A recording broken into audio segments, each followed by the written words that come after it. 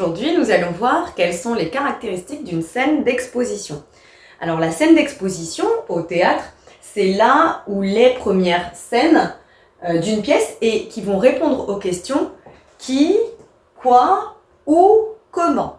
Alors rarement, en tout cas ça ne va pas plus loin qu'au premier acte et souvent c'est le tout début de la pièce, mais il y a certaines pièces où la scène d'exposition est un petit peu retardée, comme dans Don Juan, où le personnage, par exemple, n'intervient pas dès la première scène. On parle de lui, mais il n'intervient qu'à la deuxième scène. Et dans ces cas-là, il est intéressant de le commenter. Mais nous, on va voir plutôt les scènes d'exposition traditionnelles. Donc, dans une scène d'exposition traditionnelle, eh bien, ça va répondre à la question qui. C'est-à-dire que on va se demander qui sont les personnages, quels sont leurs rôles sociaux et peut-être leur caractère.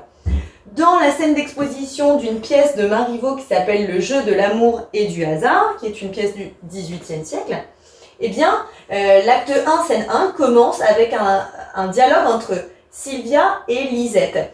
Et tout de suite, eh bien, on sait que Sylvia est la maîtresse, déjà de par son nom, parce que Sylvia, c'est plutôt un nom de la commedia dell'arte, mais qui va connoter ici la maîtresse. Et Lisette, c'est vraiment un nom qui connote la servitude ici, plutôt c'est une servante. Et en plus, tout de suite, Lisette, elle dit madame. Donc on a la notion de hiérarchie qui est tout de suite mise en place. Dans la suite de cette exposition, et bien de cette scène d'exposition, le quoi, c'est quel est le sujet principal de la pièce. Et bien dans celle-ci, si tu es curieux et que tu veux aller lire, on va dire, les 10 premières répliques, ça se trouve sur internet, sur Wikisource, eh bien tu verras que le sujet principal de la pièce, c'est un mariage arrangé. C'est-à-dire que le père de Sylvia, qui s'appelle Orgo, eh bien, a décidé de marier sa fille Sylvia. Et c'est de ça dont il est tout de suite question. Donc on sait que ça va être l'histoire d'un mariage. Ou, eh bien, la scène d'exposition, souvent, met en place un décor. Et le décor va donner des indications sur le genre et le registre de la pièce. Si on est dans une tragédie, et notamment une tragédie classique ou antique, eh bien, ça se passe bien souvent dans un palais ou dans l'antichambre d'un palais, une pièce d'un palais. Et si on est dans la comédie, notamment au XVIIe siècle, on est souvent dans des maisons bourgeoises, salons, chambres, ça se passe par là. Et après, comment ça va répondre, la scène d'exposition, à cette question? C'est-à-dire comment les personnages s'expriment, comment ils parlent. Tout de suite, on saura si on est dans du registre tragique, du registre comique. Ça, dès les 3-4 premières répliques, on peut s'en rendre compte.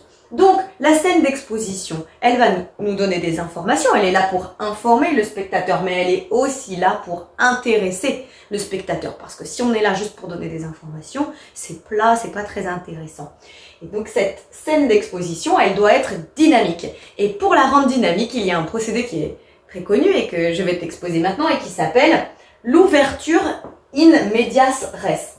In medias res, c'est du latin et ça veut dire en latin au milieu de la chose.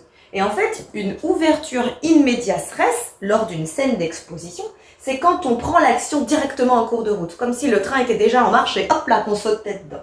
Et là, je vais te donner un exemple. Justement, je reprends mon histoire de scène d'exposition du jeu de l'amour et du hasard de Marivaux. Ça commence comme ça. La première réplique, c'est Sylvia qui la donne et elle dit « Mais encore une fois, de quoi vous mêlez-vous? Pourquoi répondre de mes sentiments ?»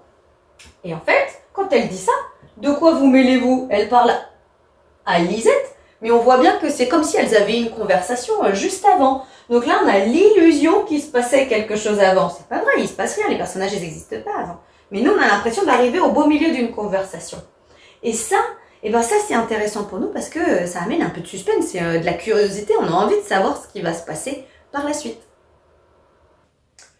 À toi de jouer à présent. Afin de voir si tu as bien compris quelles sont les caractéristiques d'une scène d'exposition, j'ai mis au tableau la scène d'exposition d'une pièce de Molière qui s'appelle Le Misanthrope ou la Trabillaire amoureux.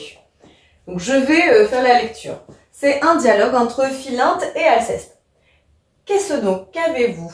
Laissez-moi, je vous prie. Mais encore, dites-moi quelle bizarrerie. Laissez-moi là, vous dis-je, et courez vous cacher. Mais on entend les gens, au moins, sans se fâcher. Moi, je veux me fâcher et ne point entendre. Alors, je vais te demander de remplir ce paragraphe à l'aide des mots. dispute, envers, opposé, in medias res, comédie et curiosité. Tu es prêt? Dans cette scène d'exposition, il s'agit d'une ouverture. Là, on est sur le latin, c'est l'ouverture in medias res qui signifie au milieu de la chose comme on l'a vu dans le cours. En effet, on prend l'action en cours de route et cela attise l'art du spectateur. Qu'est-ce que ça peut bien attiser? Chez le spectateur, ça veut dire susciter le fait de rentrer comme ça dans l'action, dans le vif du sujet. Ça va attiser la curiosité du spectateur. Il s'agit d'une scène mais on voit bien qu'ils sont pas d'accord, on est plutôt sur une scène de dispute. Effectivement. Les deux personnages ont un caractère. J'en ai un qui est plutôt doux et l'autre plutôt énervé. J'en ai Philinte qui est calme et Alceste qui est énervé. Là, ils ont un caractère opposé.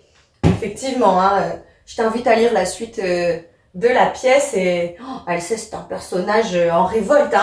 Ce qui l'insupporte au plus haut point, c'est l'hypocrisie de la société. Alors que Philinte est plutôt modéré, on va dire.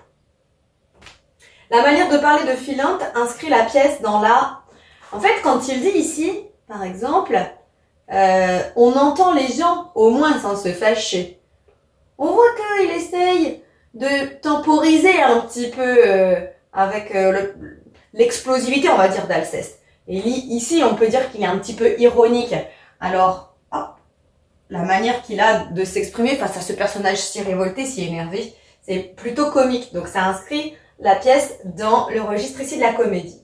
Et enfin, on remarque que la pièce est rédigée en « il nous reste un seul numéro, c'est le 2 ». Elle est rédigée effectivement en vers. Là, on est sur du 6 pieds, mais là, on est sur des vers des alexandrins. C'est la raison pour laquelle ici, j'ai encore sans le E, parce que si j'avais un E, je serais obligée de dire encore dite, et ça marcherait pas trop. Donc, dans cette pièce, pour pouvoir avoir soit des répliques de 6 pieds, donc de 6 syllabes, ou des répliques de 12 syllabes, eh bien, parfois, Molière a utilisé comme ça des petits subterfuges. Mais pour les informations contenues dans cette scène d'exposition, voilà globalement ce que l'on peut en dire. J'espère que c'est un peu plus clair pour toi maintenant. À bientôt. Maintenant que tu as tout compris, entraîne-toi en faisant les exercices ci-dessous.